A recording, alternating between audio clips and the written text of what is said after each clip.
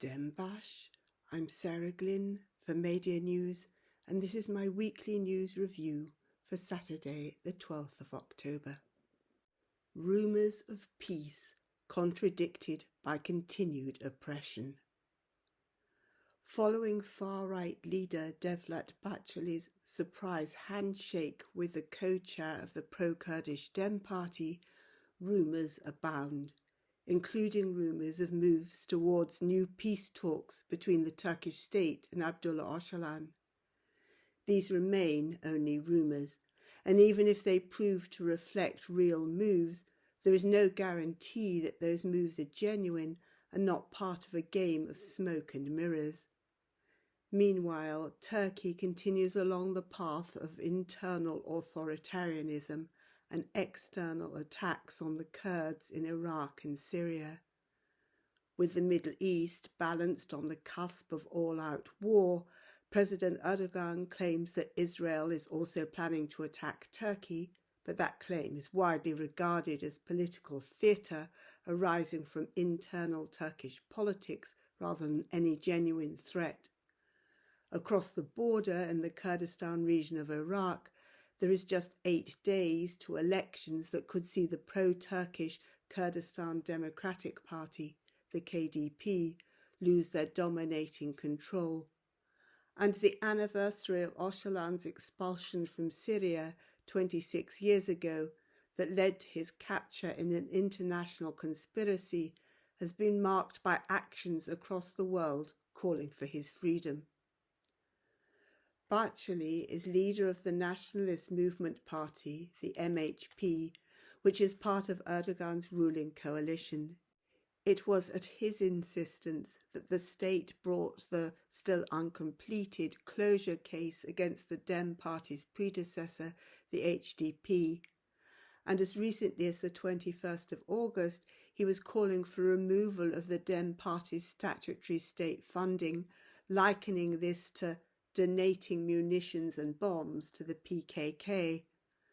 So when, on the 1st of October, he offered his hand to Dem Party co-chair Tunca Bakarhan and other party members after the opening of Parliament, politicians and watching journalists were alike astonished and wondering what this meant. Bahçeli, who enjoys symbolism, claimed that we are entering a new era. While we want peace in the world, we need to ensure peace in our own country. The intended significance of his gesture has since been underlined both by his own further statements and by Erdogan. On Tuesday, a week after the handshake, Bahçeli told his parliamentary group meeting, "The hand I extend is a message of national unity and fraternity. My outstretched hand is the wish and offer to become a party of Turkey, to take a front against terrorism, to unite in our 1,000-year fraternity." The following day, Erdogan told his Justice and Development Party, AKP, group meeting that he found Bahçeli's offer very meaningful for the fraternity of 85 million people. "We want to see a different discourse in politics in the new legislative year. We believe that we need more reconciliation. We do not avoid any dialogue for our nation." Political pundits have been debating and pontificating, and the rumour mill has gone into overdrive. There's been talk of a new engagement with Öcalan, and Al Monitor reports that 3 well-placed sources with intimate knowledge of the government's Kurdish dossier told them that exploratory talks for a possible resumption of actual negotiations between the government and Abdullah Öcalan, the imprisoned leader of the Kurdistan Workers' Party, PKK, were already underway, with 2 of the sources claiming that Öcalan had spoken with the PKK leadership hidden in the Kandil Mountains of the Kurdistan region of Iraq. Ibrahim Bilmez, one of Öcalan's lawyers, has questioned this, saying they have no knowledge of any communication. The Kurdish movement is rightly extremely wary. In 2015, just 4 months after prolonged negotiations with Öcalan had produced an agreement on 10 priorities for the resolution of the Kurdish question, which was signed by the Deputy Prime Minister, Erdogan made one of his 180-degree turns. He denied the existence of the agreement and instead designated the Kurds as an existential enemy that had to be physically destroyed. Brutal military attacks in Iraq and Syria and in Turkey itself have been accompanied by extensive use of lawfare against Kurdish politicians and activists and the oppression of Kurdish cultural expression. The Turkish state has even used Kurdish politicians' engagement in the government-backed peace talks as evidence of terrorist support.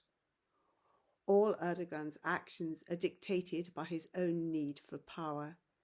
It has been suggested that Erdogan and Bahçeli's current moves may be aimed at winning support for planned constitutional amendments that would allow Erdogan to stand for another presidential term, though the HDP's renunciation in 2015 of any sort of backroom deal to give Erdogan increased presidential powers contributed to his rejection of the peace process. Many believe that the 2013-15 negotiations were never intended to end in a peace agreement, but in any case, an intended outcome can be changed to suit the bigger power agenda. The success of the HDP in the June 2015 elections and the success of Kurdish fighters in Syria reversing the advance of ISIS convinced Erdogan to crack down hard on anything that might strengthen Kurdish identity and self-organization. The roots of Kurdish wariness go back 100 years to the Treaty of Lausanne. The Republic of Turkey was itself founded on false promises that the Kurds were a full and equal partner in the new nation, promises that Turkey's leaders discarded as soon as the ink was dry. Following Bahçeli's statement on Tuesday, the Dem Party's other co-chair, Tulay Hatimollari, told reporters, "Dem Party is already a party of Turkey. Dem Party is a party in which all the peoples and beliefs in Turkey are represented and exist. We defend peace and freedoms in Turkey. We defend the rights of workers and labourers, women and nature rights defenders. We defend these because we are the party of Turkey." The Dem Party can only judge the words of Bahçeli and Erdogan by their actions, and so far there's been little to suggest any fundamental shift. Even their spoken messages contradict each other.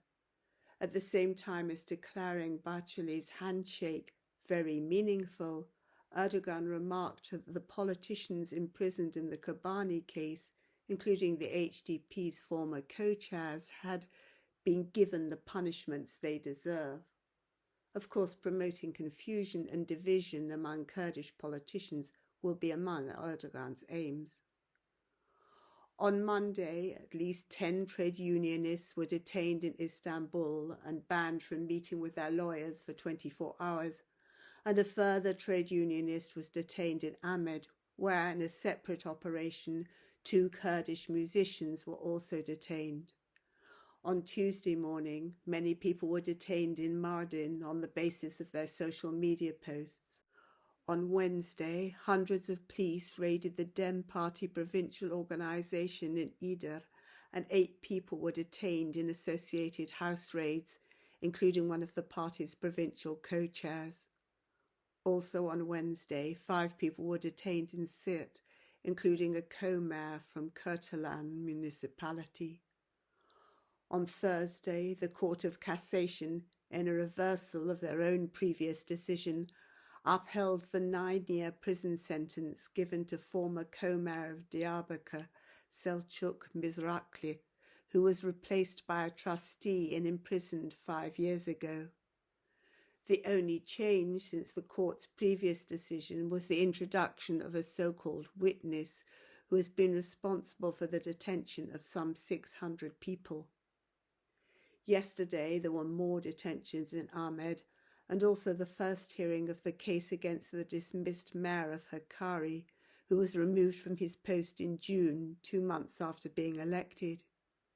Yesterday, too, the former provincial co-chair for Mush, Bermel Nergiz, was sentenced to 6 years for violating the law on meetings and demonstrations in the protests against the detention of the newly elected mayor of Van, who was only allowed to take up his position after those protests. The suppression of Kurdish culture continues with the banning of a film that depicts the difficulties facing Kurdish theatre and culture, which has been prohibited commercial distribution in Turkey. Dem Party officers have observed that peace must include peace with the autonomous administration of North and East Syria, which has never posed any threat to Turkey. But Turkey is continuing their aggression here too. On Thursday morning, a Turkish artillery attack on a Man Beach village killed 2 children aged 9 and 5 and critically injured their 3 siblings. In the Kurdistan region of Iraq, Turkey has established a large network of military bases. On Monday, the PKK reported that Turkish forces had carried out 76 airstrikes in the previous 3 days. Although ostensibly targeted at PKK bases, Turkey's attacks empty villages and destroy agriculture and forests. Turkey has been helped in their attacks on Iraqi Kurdistan by the Kurdistan Democratic Party, the KDP, and the KDP's Peshmerga forces. The KDP currently dominates the Kurdistan regional government, but is expected to lose support to the rival Patriotic Union of Kurdistan, the PUK, in the elections scheduled for the 20th of October.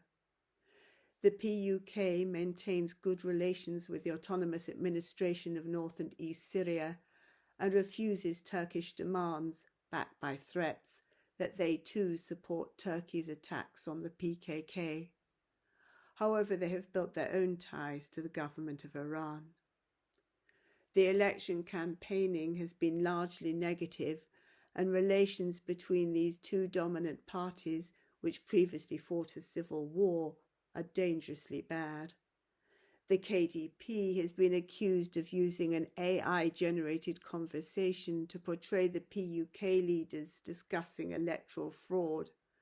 And even without such tricks, the region's media is tied to the political parties and allows no space for debate.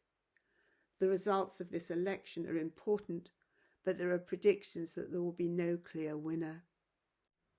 Moving further from Turkey, we find that events in support of Öcalan's freedom have been taking place everywhere, reflecting his international importance. Of course, this importance was also realized by the international conspiracy that trapped him after his expulsion from Syria and brought him back to Turkey in February 1999. Crucial to this conspiracy was the refusal of different countries to give him asylum. His greatest hope was Italy, where he received widespread support, but he was not granted asylum status in time. In a new interview with Eren Kansoy for Media Haber, the then Italian Prime Minister, Massimo D'Alema, describes the pressure applied to Italy by the United States, who demanded Öcalan be extradited to Turkey. In D'Alema's words, "It was not easy to resist the United States because President Clinton personally called me and said, 'You must hand over Öcalan to Turkey.' Yes, President Clinton said this, and we replied with a firm no. Believe me, it is not easy to say no to the United States, especially as their allies." At government level, international antagonism towards the Kurdish movement and desire to appease Turkey remains strong, as recently demonstrated in Germany. Last Saturday, armed police raided a Kurdish cultural centre in Berlin and detained Hüseyin Yilmaz, co-chair of the centre, and another person. Yilmaz, who was mayor of Ari from 1999 to 2004, has protested that German police methods were no different from the oppressive policies applied in Turkey and Kurdistan, and should be viewed as a result of those same policies. The following day, the same community centre was the subject of an attempted arson attack, which may have been encouraged by the official targeting of the centre. And Germany has also restarted major arms exports to Turkey. Media News has reported on the many actions that have been organised to call for Öcalan's freedom. These involve too many countries to list here and include numerous discussions reflecting the importance of his ideas, as well as demonstrations and cultural events. Trade unions have spoken up in Catalonia and the Basque Country and also in Scotland, and Basque and Catalonian MPs have submitted a motion to the Spanish Senate. In north and east Syria, thousands of people joined rallies in Heseke and Kamishli. The largest event is planned to be the rally in Diyarbakir tomorrow. On Tuesday, in yet another worrying turn for those looking for genuine signs of peace, the Diyarbakir governorship, representing the Turkish state, banned any action in public areas for the 5 days from the 9th to the 13th of October. Rally plans are going ahead with increased defiance. Buses are booked to bring people from all over the country, and clashes can be expected.